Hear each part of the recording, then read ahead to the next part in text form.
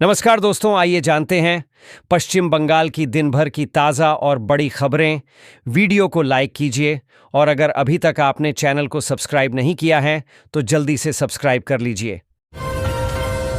CM ममता ने दुर्गा पूजा समितियों को मिलने वाला अनुदान बढ़ाया, अब मिलेंगे 1,10,000। विपक्ष ने बताया चुनावी चाल। पश्चिम बंगाल की मुख्यमंत्री ममता बनर्जी ने गुरुवार को कोलकाता में दुर्गा पूजा समुदाय के आयोजकों के साथ एक समन्वय बैठक को संबोधित किया। उन्होंने राज्य की प्रत्येक दुर्गा पूजा समिति को 1,10,000 रुपये का अनुदान देने की घोषणा की। वहीं मुख्यमंत्री ने कहा कि राज्य भर में 4,50,000 से ज्यादा पूजा समितियां हैं, जिसे इसका लाभ मिलेगा। कन्या सुरक्षा यात्रा को सफल बनाने के लिए भाजपा ने कसी कमर। हावड़ा जिला भाजपा 2 अगस्त को कन्या सुरक्षा यात्रा का आयोजन करेगी। उक्त कार्यक्रम में प्रदेश भाजपा के नेता और विधानसभा में नेता प्रतिपक्ष शुभेंदु अधिकारी भी उपस्थित रहेंगे। इस कार्यक्रम को सफल बनाने के लिए भाजपा ने कमर कस ली है। हावड़ा में तैयारियां जोर शोर से जारी हैं। जिला भाजपा द्वारा गुरुवार को जिले के विभिन्न इलाकों में कन्या सुरक्षा यात्रा को लेकर पोस्ट बैनर लगाए गए हैं। गुरुवार को भाजपा के जिला मुख्यालय में जिलाध्यक्ष के नेतृत्व में बैठक का आयोजन किया गया। बैठक में उन्होंने कार्यक्रम की तैयारियों की जानकारी ली। बंगाल फाइल्स की अभिनेत्री पल्लवी जोशी ने हाईकोर्ट में दायर की अर्जी।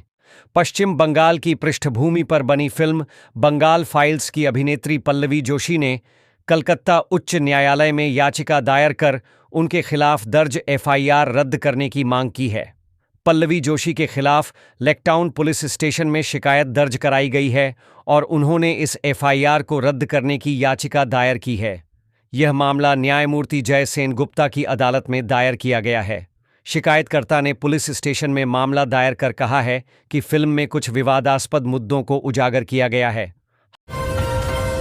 हाईकोर्ट ने एसआईटी की जांच पर जताया भरोसा।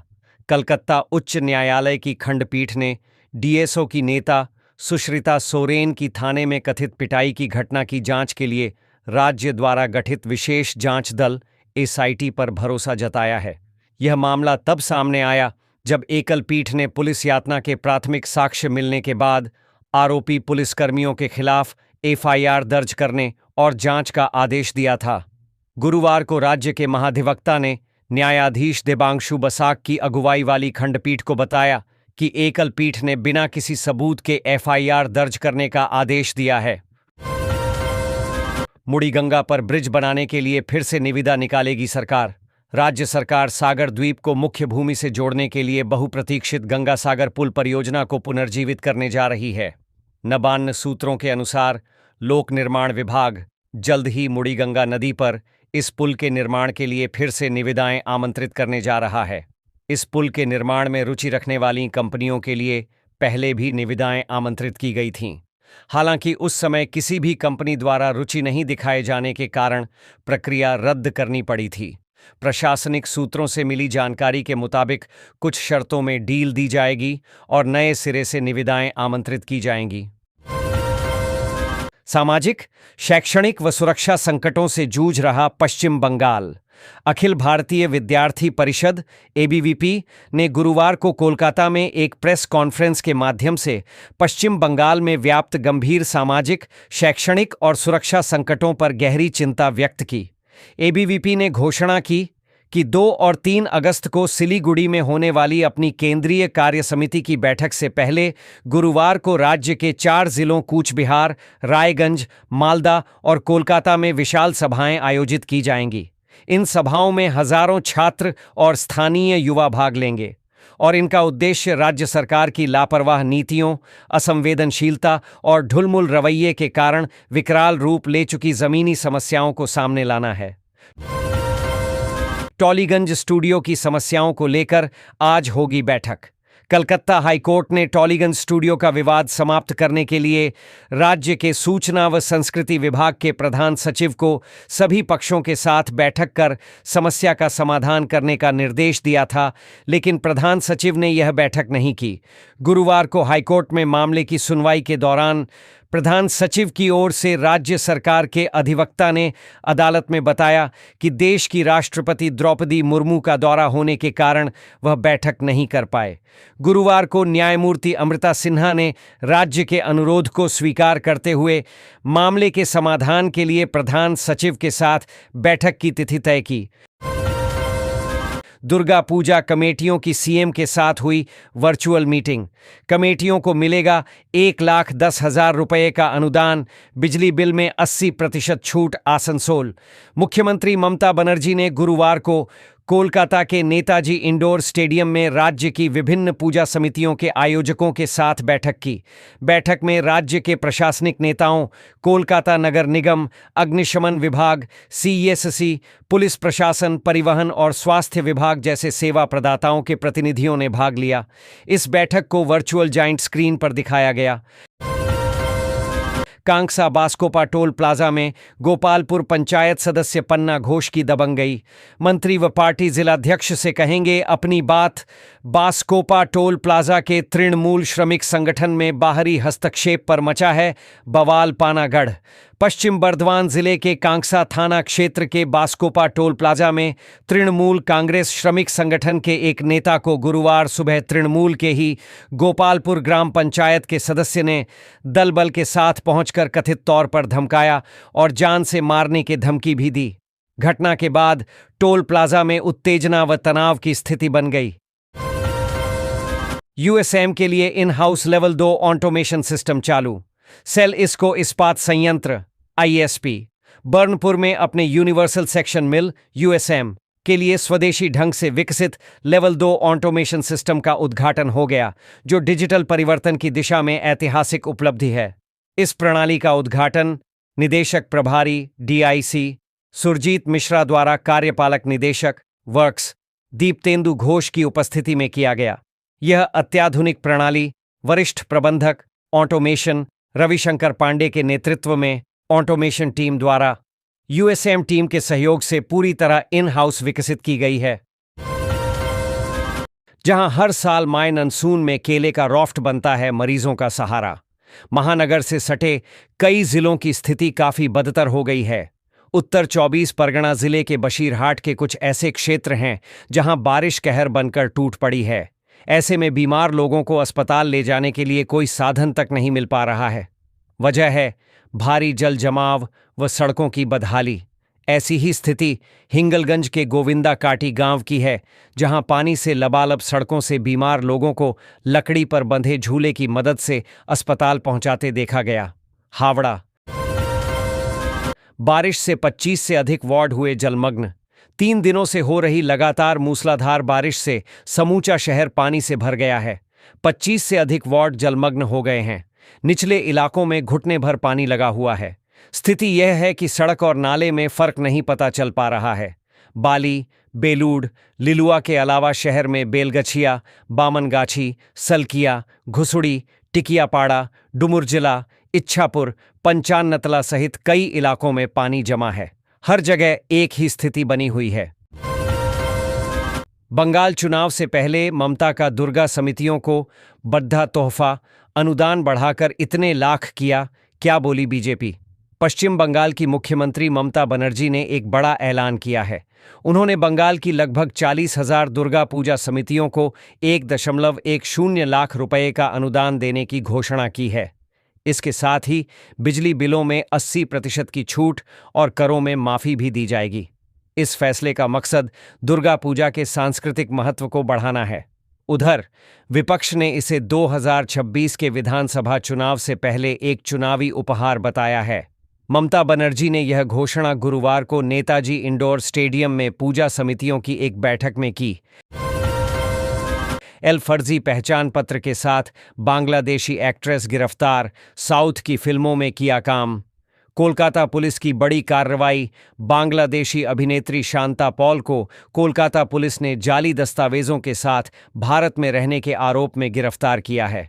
12 साल की रहने वाली शांता पॉल के पास से फर्जी आधार और वोटर कार्ड बरामद हुए हैं। मॉडलिंग से करियर शुरू करने वाली Shanta Paul miss beautiful eyes का खिताब भी जीत चुकी हैं और उन्होंने कई फिल्मों में भी काम किया है। भारी बारिश से आरामबाग में बाढ़ जैसा हालात, लोग परेशान। पिछले 3 दिनों से हो रही लगातार भारी बारिश ने जिले के कई इलाकों में जनजीवन को बुरी तरह प्रभावित किया है। बुधवार रात से शुरू हुई मूसलाधार बारिश गुरुवार तक जारी रही, जिससे कई हिस्सों में जलजमाव और बाढ़ जैसे हालात बन गए हैं। सबसे गंभीर स्थिति आरामबाग उपमंडल में है, जहां कई गांव पानी में डूब गए हैं। खेत, सड़कें और मकान भी जलमग्न हो गए हैं। फर्जी पिता बनाकर बांग्लादेशी ने बना लिया जाली भारतीय दस्तावेज, भाजपा नेता ने दर्ज कराई शिकायत। अवैध तरीके से एक शख्स को अपना पिता बनाकर फर्जी भारतीय आधार कार्ड, वोटर कार्ड समेत कई दस्तावेज बनाने का आरोप एक बांग्लादेशी युवक पर लगा है। घटना को लेकर आरोपी युवक रॉकी मंडल के खिलाफ बीडीओ से लेकर जिलाधिकारी व चुनाव आयोग में शिकायत की गई है। बोयरा ग्राम पंचायत के भाजपा क्षेत्रीय शरणार्थी प्रकोष्ठ के अध्यक्ष संतू मिस्त्री ने आरोप लगाया है कि बांग्लादेश निवासी रॉकी मंडल अवैध तरीके से भारत में आया और बागदा के रामनगर में अयूब मंडल नामक एक शख्स को अपना पिता बनाकर फर्जी भारतीय वोटर कार्ड और आधार कार्ड बनवाया। यहां तक कि उसने पासपोर्ट भी बनवाया है। मदरसा सेवा आयोग ग्रुप डी कर्मियों की नियुक्ति को चुनौती।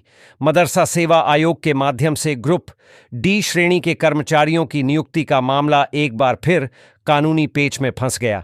15 साल के लंबे कानूनी संघर्ष के बाद कलकत्ता उच्च न्यायालय की एकल पीठ ने मदरसा सेवा आयोग में ग्रुप डी कर्मचारियों की नियुक्ति की अनुमति दे दी थी, लेकिन अब यह मामला खंडपीठ के पास चला गया है। नौकरी से वंचित अभ्यर्थियों ने खंडपीठ में याचिका दायर कर शिकायत की है कि निर्देशों की अनदेखी करके नियुक्ति संबंधी सिफारिशें दी जा रही हैं। इस मामले की सुनवाई शुक्रवार को होने की संभावना है। मीडिया संस्थानों के लिए फैक्ट चेक करना जरूरी। वित्तीय समावेशन पर पीआईबी की कार्यशाला वार्ता संपन्न कोलकाता। भारतीय रिजर्व बैंक के जमाकर्ता शिक्षा व जागरूकता कोष डीएएफ के सहयोग से नाबार्ड ने 5 अग्रणी बैंकों के साथ साझेदारी में राज्य के 21 जिलों के 173 ब्लॉकों में 118 वित्तीय समावेशन केंद्र स्थापित किए हैं। ये केंद्र वित्तीय साक्षरता व पहुंच की दिशा में एक व्यापक संस्थागत प्रयास का हिस्सा हैं।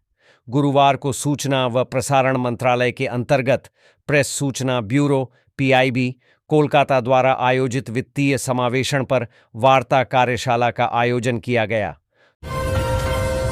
2 दशक से बदहाल डालूरबांध खुट्टाडीह मुख्य सड़क। लंबे समय से मरम्मत की बाट जो रही सड़क पर लोगों का धैर्य टूटने लगा है। पांडवेश्वर क्षेत्र की डालूरबांध कोलियरी से खुट्टाडीह कोलियरी तक जाने वाली मुख्य सड़क पिछले 20 वर्षों से जर्जर हालत में है। ईसीएल और राज्य सरकार के बीच जिम्मेदारी को लेकर चल रही खींचातानी के कारण इस सड़क की न तो मरम्मत हुई और न ही नवीनीकरण हुआ। स्थानीय निवासियों का कहना है कि डालूरबांध 8 नंबर से खुट्टाडीह और केंद्रा तक करीब 3 किलोमीटर सड़क पूरी तरह क्षतिग्रस्त हो चुकी है।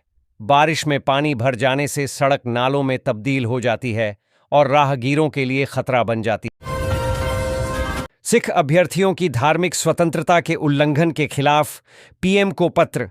बर्नपुर गुरुद्वारा प्रबंधक कमेटी के सचिव सुरेंद्र सिंह अत्तू ने बीते 27 जुलाई 2025 को पूर्णिमा विश्वविद्यालय जयपुर में आयोजित राजस्थान उच्च न्यायालय सिविल न्यायाधीश प्रारंभिक परीक्षा 2025 में सिख अभ्यर्थियों के साथ धार्मिक स्वतंत्रता का गंभीर उल्लंघन, सिख पहचान एवं भारतीय संविधान के अनुच्छेद 25 का अपमान किए जाने पर चिंता व्यक्त कर जिलाधिकारी के माध्यम से प्रधानमंत्री नरेंद्र मोदी को पत्र भेजा है। पत्र भेजकर उन्होंने केंद्र सरकार से इस घटना की जांच कर कड़ी कार्रवाई करने की मांग की है। हर घर जल आपूर्ति मिशन का कार्य मार्च 2026 तक होगा पूरा। अमृत परियोजना 2.0 को लेकर शहरी विकास मंत्रालय के अफसरों की मेयर परिषद संघ समीक्षा बैठक। 500 शहरों में जलापूर्ति, सीवरेज, शहरी परिवहन, पार्क जैसी मौलिक नागरिक सुविधाएं देनी हैं। आसनसोल अटल मिशन 2 या अमृत परियोजना 2.0 को लेकर बुधवार को आसनसोल नगर निगम में समीक्षा बैठक हुई। बैठक में मेयर विधान उपाध्याय, उपमेयर वसीम उल हक, अभिजीत घटक, चेयरमैन अमरनाथ चटर्जी, एमएमआईसी गुरदास चटर्जी, शहरी विकास मंत्रालय एमओयूडी के अधिकारी व प्रतिनिधि, निगम अधिकारी, ईसीएल के अधिकारी तथा निविदा धारक एजेंसी के पदाधिकारी उपस्थित थे।